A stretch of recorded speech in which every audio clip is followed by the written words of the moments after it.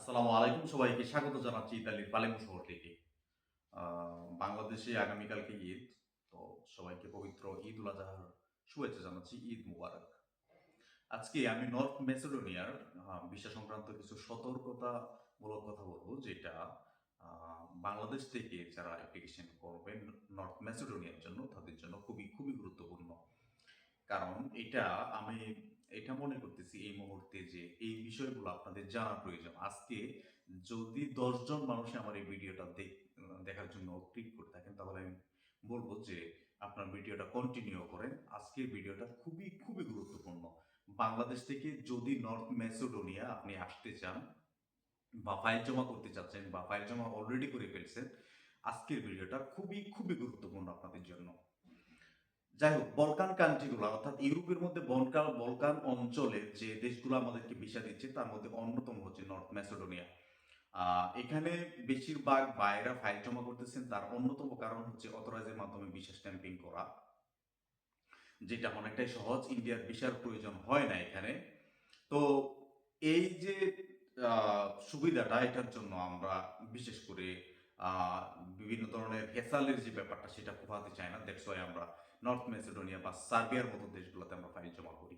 তো এখন কথা হচ্ছে যে আমরা ইউরোপে আসবো নিজেদের উন্নত ভবিষ্যৎ গড়ার জন্য বা এখানে সেটেল হওয়ার জন্য। তো এখানে আসার পর যদি নতুন করে আবার হেসেলের মধ্যে পড়ে যায়, দেন ব্যাপারটা আমাদের জন্য বা আমাদের পরিবারের জন্য খুব বেশি বড় হুমকি হয়ে ওঠে। তো সেটা কিভাবে? সেটা হচ্ছে, দেখেন, যখন আপনি ফাইল জমা করেন, তখন কিন্তু আপনি যখন নর্থ ম্যাসেডোনিয়াতে আসবেন, তখন এই চিন্তাটা করেন না যে এখানে আসার পর আপনার অবস্থাটা কি তৈরি হতে পারে। অর্থাৎ এখানে যে সমস্যাগুলো রয়েছে সেটা সম্পর্কে আপনার বিন্দু পরিমাণ কোনো ধারণাই থাকে না, যে আপনি নর্থ ম্যাসেডোনিয়াতে আসার পর আপনাকে কি কি সমস্যা ফেস করতে হবে।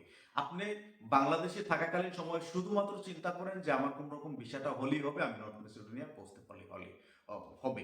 তো ব্যাপারটা আসলে এতটা সহজ না, যতটা সহজ আমরা মনে করি।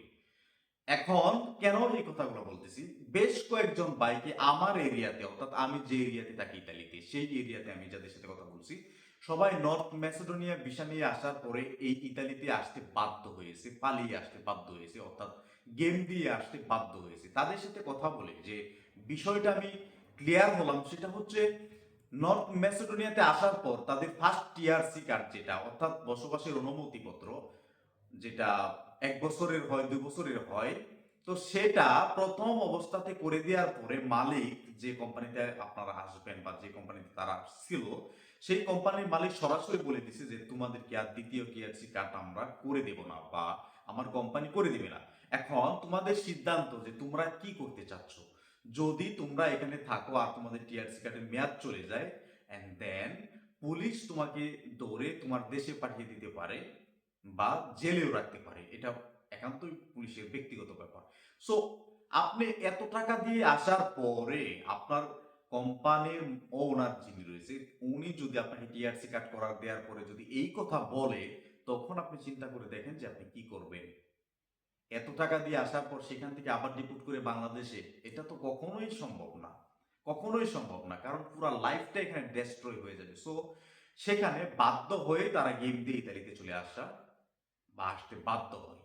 তো এখন যারা নতুন করে আপনার ফাইল জমা করছেন, যদি আপনাদের ক্ষেত্রে সেই একই সমস্যা হয়, অর্থাৎ আপনি নর্থ মেসিডোনিয়াতে আসলেন, আসার পরে আপনার টিআরসি কার্ড করে দিল ১ বছরের জন্য বা ২ বছরের জন্য, এটা পরবর্তী সময়ে আর কোম্পানি কন্টিনিউ করবে না, তখন কিন্তু আপনি বড় ধরনের সমস্যার মধ্যে পড়ে যাবেন। আচ্ছা, এখনো পর্যন্ত অর্থাৎ আগামী মাসের ১২ই জুন পর্যন্ত যারা আপনারা ইতালিতে আসবেন তারা প্রবেশ করতে পারবেন, এন্ড দেন আপনারা কিন্তু এখানে প্রবেশ করতে পারবেন না। সুতরাং যারা নতুন করে আপনারা আসবেন তাদের ওই পথটাও বন্ধ হয়ে যাবে।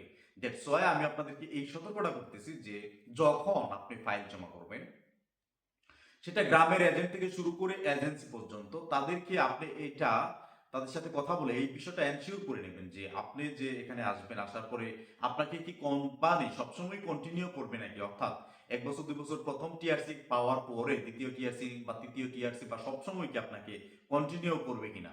যদি কন্টিনিউ না করে, তাহলে আপনি সেখান থেকে ফাইলটা সরিয়ে নিন বা সেখানে আপনার ফাইলটা রাখার কোনো প্রয়োজনই নেই।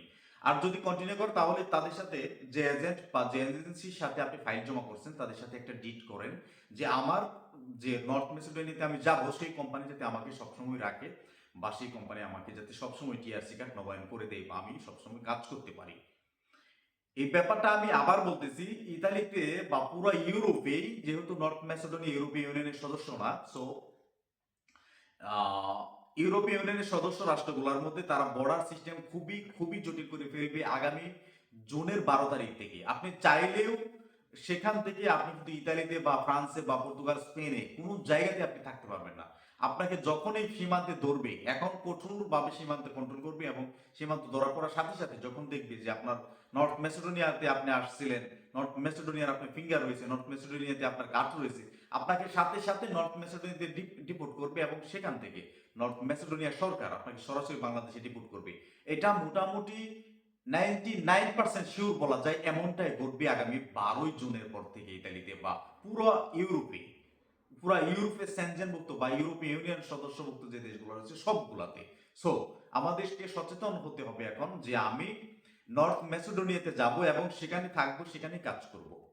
যদি সেখানে আপনারা থাকেন, সেখানে আপনি কাজ করেন, আপনি সেখানে একটা ভালো লাইফ লিড করতে পারেন, সেখানে আপনি বিজনেস করতে পারেন, সেখানে যখন আপনি পার্মানেন্ট হয়ে যাবেন, পার্মানেন্ট রেসিডেন্ট আগে আপনি হয়ে যাবেন, এন্ড দেন আপনি পুরো ইউরোপের যে কোনো দেশের ভিসা নিয়ে আপনি বৈধভাবে কাজ করতে পারবেন। সেই সুবিধাটা কিন্তু আপনার রয়েছে। সো নর্থ মেসিডোনিয়াতেও আমি সবসময় নর্মালি বলি, ইনকামের যে ব্যাপারটা সবসময় আমরা ইনকামের ব্যাপারটা আমরা গুরুত্ব দিই যে আমরা কত টাকা ইনকাম করতে পারবো বা আমরা কত টাকা সেভ করতে পারবো। নর্থ মেসিডোনিয়াতে যে কোনো কোম্পানিতে আপনি আসেন না কেন বা পুরো ইউরোপের সেম সিস্টেম যে থাকা এবং খাওয়ার জায়গাটা কোম্পানি আপনাকে প্রোভাইড করবে। সো মিনিমাম 70 থেকে 80 হাজার বা কারো কারো ক্ষেত্রে 1 লক্ষ টাকার উপরেও ইনকাম করা যায়। এটা পুরা ইউরোপে এটা নর্মাল বিষয় যে খুব বেশি অ্যাভেলেবেল 70 থেকে 80 হাজার, 90 হাজার, 1 লক্ষ টাকা ইনকাম করা এটা খুবই মানে একেবারে মিনিমাম রেঞ্জ বলা যায়। সো সেখানে ইনকাম করতে পারবেন, সেখানে যদি থাকতে পারেন সেখানে ভালো কিছু করতে পারবেন।